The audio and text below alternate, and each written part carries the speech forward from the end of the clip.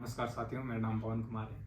मेरा हाईएस परीक्षा 2021 में 551 रैंक के साथ सिलेक्शन हुआ था और सिलेक्शन के बाद से आप लोगों में काफ़ी क्वेश्चन आ रहे थे हाईएस परीक्षा के रिगार्डिंग और विशेषकर हिंदी माध्यम के बच्चों के क्वेश्चन से।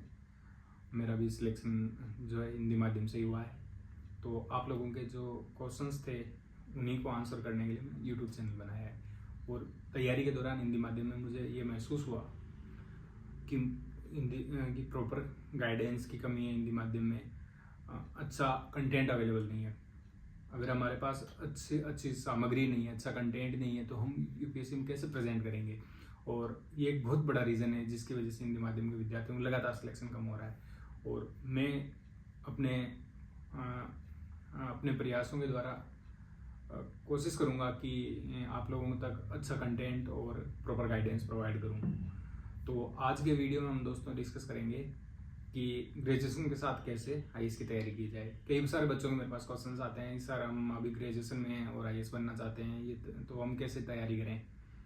तो इसके लिए बच्चों ग्रेजुएशन में हो आप तो आपके पास 3 ईयर है, 3 साल का आपको अनुकूलतम ऑप्टिमम यूज़ करना है। अगर आप इन 3 सालों को अच्छे से यूज़ कर लिया आपने सही डायरेक्शन में, तो आपको आईएएस बनने से कोई नहीं रोक सकता। एक्चुअली में क्या है कि जिंदगी में कोई भी काम करना हो हमें, तो उसके लिए सही डायरेक्शन जरूरी होती है। अगर आपको मान लो नॉर्थ कश्मीर जाना है दिल्ली से, और अगर आप साउथ की ओर चले गए तो आप कितना ही घूमो, आप उस मंजिल तक नहीं पहुंच पाएंगे। तो यही दिक्कत रहती है कि आपको 3 साल को ऑप्टिमम यूज करना है। मैक्सिमम यूज कैसे करें, सही गाइडेंस में आपको पढ़ाई करनी है। उस 3 साल को सही गाइडेंस, कौन कौन सी अच्छी बुक्स हैं जो पढ़नी है। मैंने बहुत फालतू चीज़ें पढ़ी, फिर बाद में लास्ट अटेम्प्ट या फिर जो बाद में जाते जाते पता चला कि फालतू चीज़ें नहीं पढ़नी है, हमें केवल कोर चीज़ें, क्रक्स चीज़ें पढ़नी है। और कंपेयर कर रहा हूँ मैं अपने इंग्लिश मीडियम के साथियों से, तो देखते हैं कि वहाँ पर 1 2 3 साल में सिलेक्शन हो जाता है। तो इसका रीज़न यही है कि वो कोर चीज़ें पढ़ते हैं, कीवर्ड्स पे फोकस करते हैं और कम पढ़ के आराम से निकल जाते हैं। तो ग्रेजुएशन में आपके पास 3 साल है, इस 3 साल को आपको ऑप्टिमम यूज़ करना है। पेशेंस रखें और 3 साल की रणनीति बनाएं। फर्स्ट ईयर में क्या चीज़ें करनी है, सेकेंड ईयर में क्या करना है, थर्ड ईयर में क्या करना है। आप अगर एक स्ट्रेटजी या प्रॉपर रणनीति बना के अगर आप तैयारी करेंगे तो आपका सिलेक्शन हो जाएगा। ऐसे नहीं कि जो भी आया सामने चीज़ें पढ़ ली, ऐसे नहीं। सबसे पहले तो 3 साल में आपको क्या क्या चीज़ें करना है, एक लिस्ट बनाएं कि मुझे यूपीएससी के रिगार्डिंग ये चीज़ें पढ़नी है, ठीक है। उसके बाद उसको डिवाइड करें छोटे टारगेट्स में कि फर्स्ट ईयर में मुझे ये पढ़ना है, सेकेंड ईयर के लिए मुझे ये, थर्ड ईयर के लिए ये, ठीक है। तो जैसे ये चीज़ें आपको पता होना चाहिए कि मुझे क्या पढ़ना है, कैसे पढ़ना है, ठीक है। ये हमने प्रीवियस वीडियो में देखा था। फर्स्ट ईयर के लिए आप ऐसा कर सकते हैं, फर्स्ट ईयर में है तो आप एनसीईआरटी से चालू करो। कोई भी अगर हम बिल्डिंग बनाते हैं तो हम क्या करते हैं, सीधे ढांचा नहीं खड़ा करते, हम उसकी नींव बनाते हैं। तो एनसीईआरटी है वो यूपीएससी की नींव है। तो आप 6 to 12 की एनसीईआरटी लो। 6 to 10 तक तो सिंपल एनसीईआरटी है, वो तो आप सभी पढ़ लो, सारे सब्जेक्ट की। फिर 11 12 में आप हिस्ट्री, पॉलिटी, ज्योग्राफी, इकोनॉमी, जो एनवायरनमेंट वाला पोर्शन है वो, ये 4-5 एनसीईआरटीज ही पढ़े। सारा सब कुछ आपको पढ़ने की जरूरत नहीं है, ठीक है। तो आप एनसीईआरटीज पढ़ें सबसे पहले फर्स्ट ईयर में, ताकि आपको परिचय हो जाए यूपीएससी से। और साथ साथ में ये भी करें कि प्रीवियस ईयर के क्वेश्चन पेपर जरूर ले आए, प्री के और मेंस के। तो एनसीईआरटी भी पढ़े तो पढ़ते टाइम आपको प्रीवियस ईयर क्वेश्चन पेपर देखते रहे साथ में प्री मेंस, तो ताकि आपको आइडिया लग जाएगा कि मैं किस डायरेक्शन में पढ़ रहा हूँ या यूपीएससी किस टाइप के क्वेश्चन पूछती है। तो आप हमेशा रेलेवेंट चीज़ें पढ़ोगे। नहीं तो क्या होता है, अगर आपने क्वेश्चन पेपर नहीं देखे तो आप पढ़ते गए और पता चला यूपीएससी तो कुछ और ही क्वेश्चन पूछ रही है। ये डिफ्रेंशिएशन ना हो आपके साथ। तो इसलिए फर्स्ट ईयर में आप एनसीईआरटी कर लें, ठीक है। उसके बाद सेकेंड ईयर में आप, अब थोड़ा सा आपका एक फाउंडेशन बन गया, अब आप थोड़ा हायर लेवल पे जाएं तो आप जो है बेसिक बुक्स की ओर जा सकते हैं। History, polity, geography, economy, environment, science tech और करंट अफेयर्स। तो इनकी क्या क्या बेसिक बुक्स हैं जो लास्ट वीडियोज मैंने बताई थी। हिस्ट्री की जैसे ओल्ड एनसीईआरटीज हैं, और टेलीग्राम चैनल पे भी मेरी ये बुक लिस्ट है वो शेयर की हुई है, तो आप वहाँ से भी देख सकते हैं।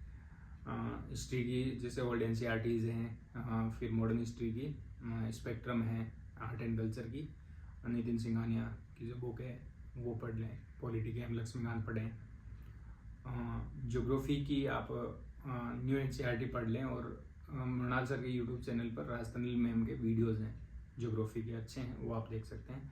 इकोनॉमी के लिए आप वही Mrinal sir, one stop solution Mrinal economy. फिर एनवायरनमेंट इकोलॉजी और साइंस टेक, तो इसके लिए आप एनवायरनमेंट इकोलॉजी के लिए थोड़ी विडम्बना है कि हिंदी मीडियम में अच्छा कंटेंट अवेलेबल नहीं है, मशीन से ट्रांसलेटेड है, गूगल ट्रांसलेशन से जो, तो उसमें आत्मा मर जाती है। मैंने तो PMF-IAS और शंकर IAS से पढ़ा, और मैं कोशिश करूँगा कि मैं एनवायरनमेंट इकोलॉजी का कुछ अच्छा कंटेंट आप तक पहुँचाऊँ। तो आप देख सकते हैं environment ecology PMF-IAS Shankar IAS से, और साइंस टेक के लिए रवि अग्रवाल सर की बुक चलती है। तो ये चीज़ें हैं। सेकेंड ईयर में आपको थोड़ा सा फाउंडेशन की ओर, मतलब फाउंडेशन तो आपको फर्स्ट ईयर में हो गया, सेकेंड ईयर में आपको नेक्स्ट लेवल पे जाना है। साथ में थोड़ा सा टाइम आप उसको दें, ऑप्शनल के लिए सोचें। इस टाइम अब आपको सोचना है कि क्या ऑप्शनल है। ऑप्शनल UPSC में बहुत डिसाइडिंग होता है, और मैंने बहुत क्लोजली ऐसे लोगों को देखा है जिनका सिलेक्शन ऑप्शनल की वजह से नहीं हुआ। ऑप्शनल मान लो जनरल UPSC में अगर एवरेज माने तो मान लो 250 एवरेज चल रहे हैं अभी, तो कई सारे ऑप्शनल ऐसे होते हैं जो 260, 70, 50 तक आ जाते हैं, ठीक है। और कई सारे ऑप्शनल ऐसे होते हैं, ज्योग्राफी उनमें से एक था पहले, उससे पहले पब्लिक एडमिनिस्ट्रेशन था, और अभी ज्योग्राफी चल रहा है, कि उसमें ऑप्शनल मार्क्स ही नहीं आ रहे थे बच्चों के। 190, 180 ऐसे नंबर आ रहे थे। तो 70 नंबर का जो एक डेफिसिट है वो आपका कभी पूरा नहीं होगा। इसलिए ऑप्शनल का बहुत सावधानी से चयन करें, और UPSC के ट्रेंड्स देखें। गूगल पे सिंपल डाल दें कि किस ऑप्शनल के क्या क्या मार्क्स रहे हैं, या स्टैटिक्स भी डालती है UPSC, या सीनियर्स से पूछ सकते हैं। और हिंदी माध्यम के विद्यार्थियों के लिए विशेषकर कुछ एक ऑप्शनल बचते हैं, हिंदी लिटरेचर है, उसमें थोड़े ठीक मार्क्स आ रहे हैं, या फिर जो है हिस्ट्री है, हिस्ट्री में भी ठीक आ रहे हैं, PSIR है, उसमें पॉलिटिकल साइंस, इसमें भी आ रहे हैं। तो इस टाइप से ऑप्शनल 2-3-4 ऑप्शनल है हमारे पास, उन्हीं में से सिलेक्ट चूज़ करना पड़ता है। तो ऑप्शनल चूज़ कर लें, और ऑनलाइन ऑप्शनल को क्लास ले लें, और बेसिक बुक्स वगैरह। ऑप्शनल के लिए मैं रिकमेंड करता हूँ कि एक बार क्लास ले लेनी चाहिए, वो ठीक रहता है। तो इस तरह सेकेंड ईयर में आप थोड़ा ऑप्शनल पे भी वर्क करें और बेसिक बुक्स पढ़ें। फिर फाइनल ईयर में अब आप एग्ज़ाम मोड में आ जाए, ठीक है। अब आपको प्रैक्टिस करनी है चीज़ों को, जो भी पढ़ा है टेस्ट दो, मैक्सिमम टेस्ट सीरीज।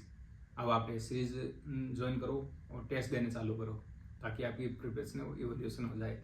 ऐसे है तो ऐसे को लिखना चालू करो, ठीक है। एथिक्स है, एथिक्स को चालू करो। और न्यूज़पेपर तो अब आप न्यूज़पेपर पे भी पूरा फोकस दें ध्यान से, और मैगजीन्स को भी अच्छे से करें। करंट अफेयर्स मुझे लगता है कि 1 साल का सफिशिएंट रहता है UPSC के लिए, पिछले 1 साल का करंट अफेयर। तो आप इस टाइम न्यूज़पेपर पे भी देखें, और 1 न्यूज़पेपर 1 मैगजीन, ठीक है।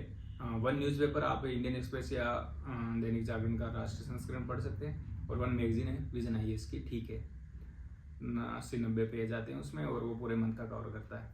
तो अब आप न्यूज़पेपर भी पढ़ना चालू कर दें, मैगजीन भी, और प्रैक्टिस करें, राइटिंग प्रैक्टिस। टॉपर्स हैं जो मेंस हैं, मेंस के टॉपर्स हैं, उनकी कॉपीज देखें। प्रीलिम्स का आप टेस्ट निकालें, प्रीवियस ईयर के क्वेश्चन पेपर है जो 10-20 सालों में UPSC पूछे, उनको निकालें।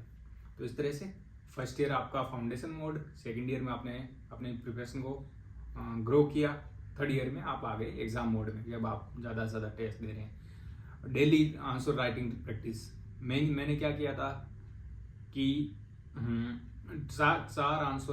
4 क्वेश्चंस डेली मैंने कहा आंसर करूंगा मैं, प्रीवियस ईयर के UPSC क्वेश्चंस, ठीक है। और मैं नियम ही बना लिया था, कोशिश करता हर दिन मैं उसको आंसर करूं। और धर्मेंद्र सर हैं जो उनसे मैं चेक करवाता था, IAS study with Dharmendra Jakhar, उनका खुद का चैनल ही है।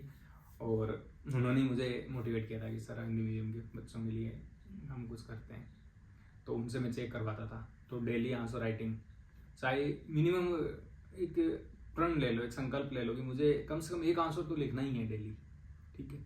इस तरह से थर्ड ईयर में आप एग्जाम मोड में आ गए, और इस तरह से आप 3 साल का एक ऑप्टिमम यूज कर लोगे। और कंपेरेटिवली जो दूसरे जो कॉलेज के दोस्त हैं जो घूमने फिरने में व्यस्त हैं, तो उनसे आप वो एक बेटर पोजीशन में आ जाओगे, ठीक है।